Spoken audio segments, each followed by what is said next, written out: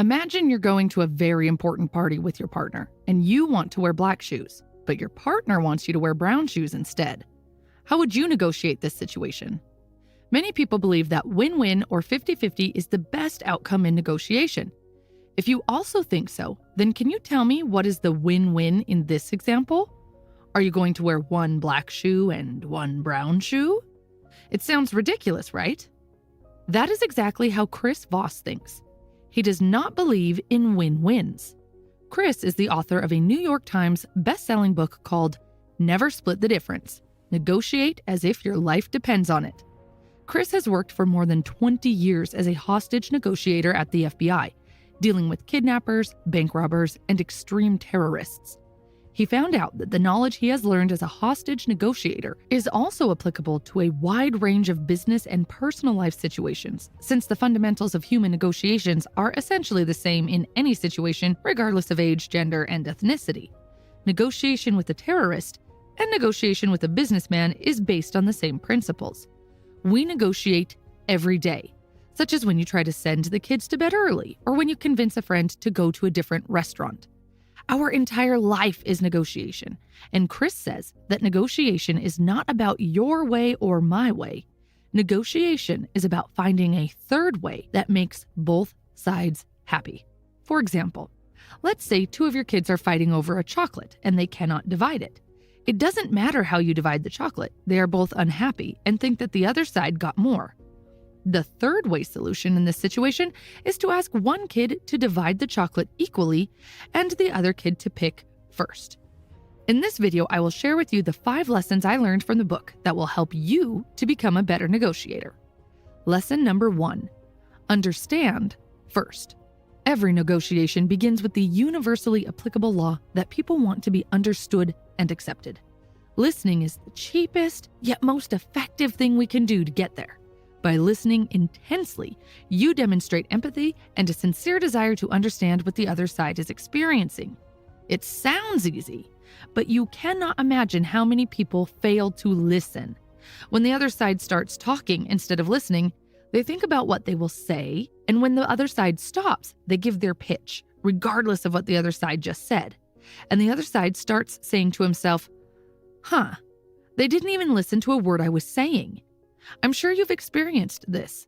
Sometimes you talk to someone and you feel like you're talking about different topics.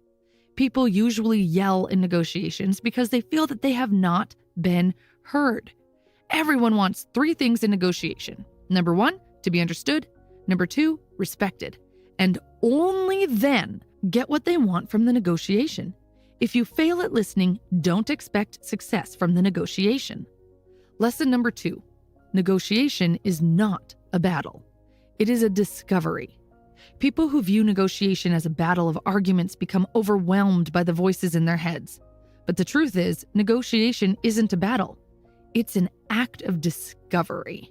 The objective is to uncover what the other side wants. Is it money, time, respect, recognition, etc.? In order to do that, the author recommends several tactics. The first one is simply smiling. When you smile at someone, it's like reaching out to their brain and switching on positivity light. We are 31% smarter when we are in a positive state of mind, which also means if we are in a negative state of mind, it makes us 31% dumber. The second tactic is mirroring. Mirroring is simply repeating the last 3 or most critical words of what your opponent has just said. For example, your opponent, I have a very high expectation and want more money. You want more money? Mirroring feels very strange at first, but if you practice, it will work like magic. Mirroring makes the other side vomit information. It's much more powerful than saying, "What did you mean by that?" When you say, "What did you mean by that?" you give your opponent a break to think and correct himself. On the other side, mirroring makes conversation run smoothly and makes the opponent reveal more information. After you have mirrored, stay silent for at least 4 seconds and let the mirroring do its magic. Lesson number 3, tactical empathy. Tactical empathy is understanding the feelings and mindset of the other person and hearing what is behind those feelings, especially focusing on identifying the emotional obstacles that are standing in the way of agreement. Once you have identified the emotion, then label it.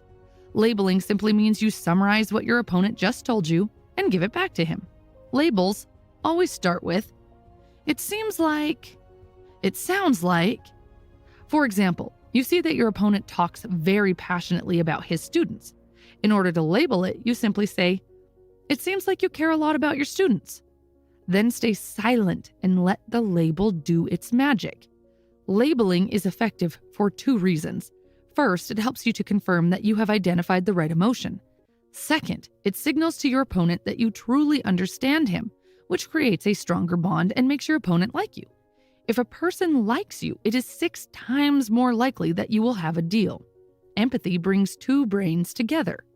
The moment you feel empathy and see that there is something that makes you collaborate with me, then your brain power and my brain power get together to solve the problem.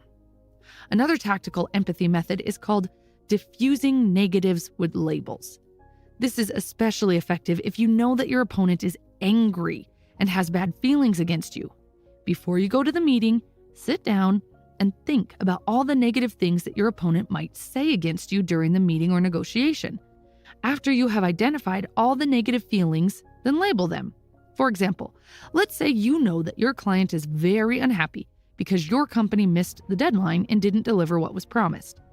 Based on this data, you know that your client thinks that you are unreliable and unable to keep promises.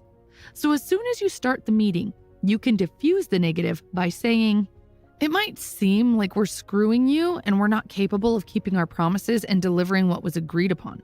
And because of this, you might even consider not doing business with us anymore. And you are absolutely right to think in this way." The moment you say this, your opponent thinks, he thinks like I do. I kind of like him. If you did not diffuse the negative, your opponent would spend hours explaining how bad he feels. But now that you have diffused all the negatives, your opponent will be more focused on the solution rather than complaining.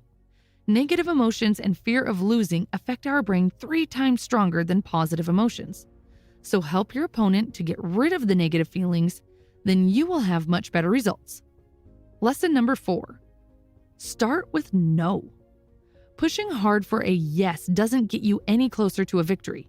Contrary to popular belief, no is the start of the negotiation, not the end of it. When you say yes to something, you feel committed or trapped.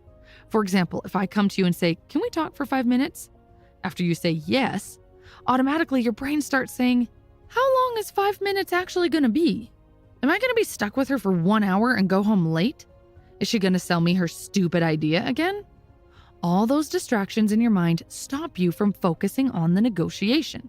You just want to get out of there as soon as possible.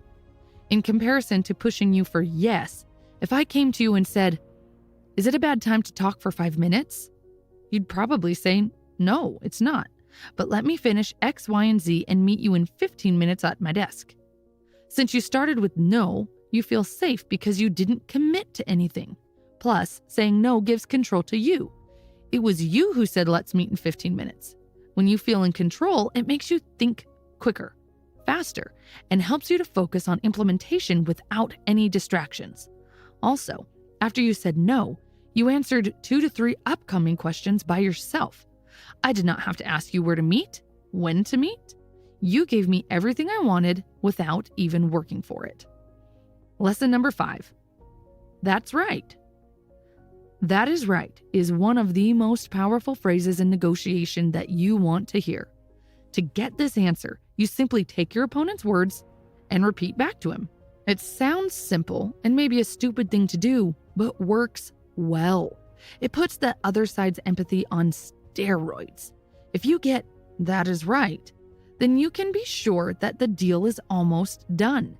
That's right is what we say when we feel completely heard and believe that the other side really understands us. We also say "that is right" at aha moments. Please be careful. If you get "you are right," it means you failed completely. The difference between these two phrases is tiny, but the implication is huge. When somebody says "you're right," they're most likely trying to get rid of you or end the conversation. Dealing with people is one of the hardest jobs out there. You can be perfect at your job, But if you have poor people skills, it's highly likely that you will have a tough time at work. If you want to improve your people skills, then check out the video you see on your screen. Thanks for watching and have a wonderful day.